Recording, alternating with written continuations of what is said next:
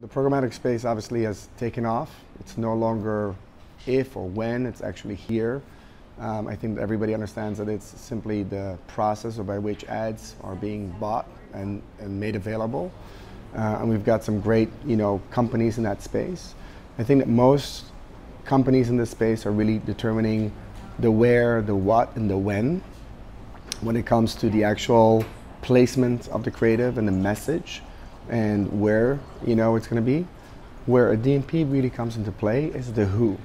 So if you think about any advertiser that wants to reach people who love cheese, right? The who part is where the DMP plays a role into this. And I think that's a very exciting space because more and more publishers are unlocking the value of their first-party data, which is really important.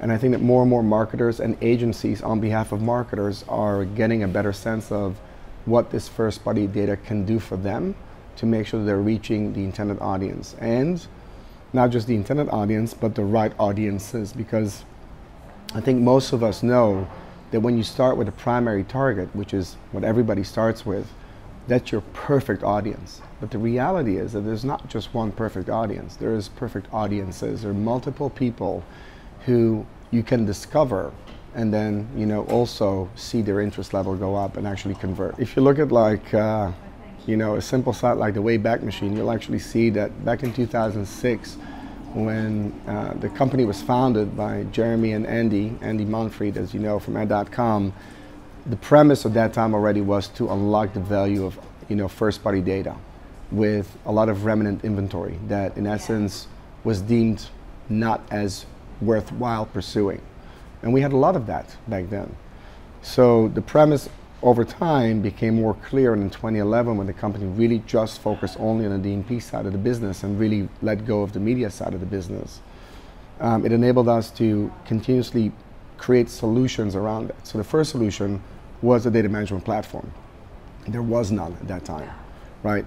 From that point on, and most of the early adopters of that were obviously publishers who were trying to make sure that they can actually unlock the value of their audiences. From that point on, you started to see a lot of other solutions that would make sense, like Syndicate, which enables basically a private marketplace to occur between a data provider and, for example, a publisher, where you can do a private handshake and say, I've got this data, you have this data. If we can work together, it will unlock the power of this, unified data. And so that really enabled a lot of our clients to actually collaborate together. For example, agencies like Targeted Victory with newspapers that needed, that had voter data, right?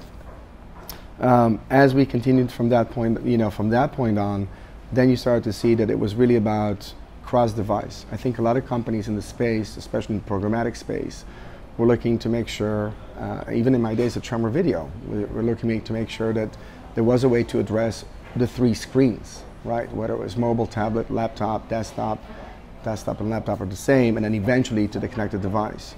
And that was the next foray for us. So we wanted to make sure that we had that in place, and we made an acquisition at Mobius, which was a company that has its origin from Apple because the founders were from Apple, that enabled us to actually create a cross-device graph. So that means that instead of having to worry about having a data set for your mobile devices, which is based on smartphone IDs, and having a data set based on cookies, which is based on the traditional cookie, you now have a unified ID that enables you to say, I'm going to target soccer moms, and I don't have to target that specifically on smartphone IDs and then on cookies. I just target it to one unified ID that enables me to then, go out after this particular segment.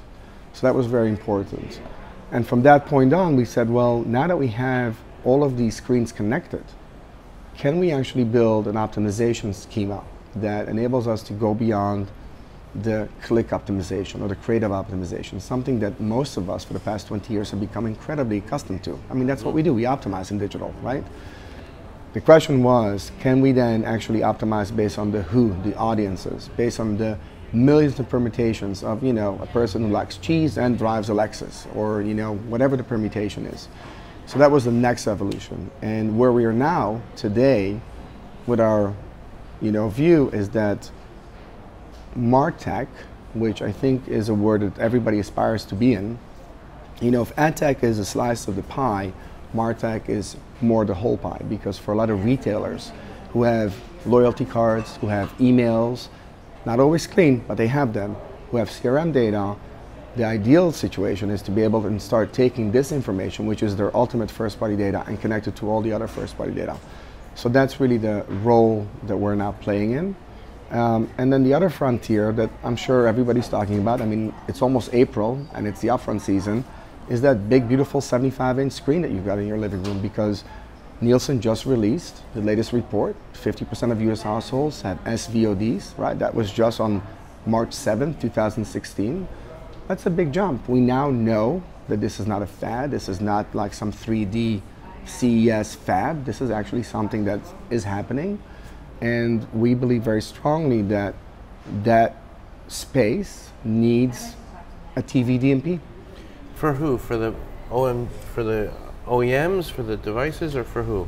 At a very basic level, for agencies who are trying to create smarter plans for their clients. So the data comes out of the data comes from the OEMs. Or the TVs? From the OEMs, specifically from the OEMs. You know, every OEM knows exactly the IP address of their TV, and every OEM has active content recognition, which is basically an ability for them to understand exactly all the content that's being, you know, shown on that TV. And the interesting part about that is that we're not just talking about what's streamed on the device itself, but actually is what is piped through the device. So for example, even if you have like a third-party device like a Roku, technically, because it's going through the device, right, they're actually able to actually recognize the content as well. So now you're not just getting what's seen on the TV from a cable perspective, but also what other points are connected.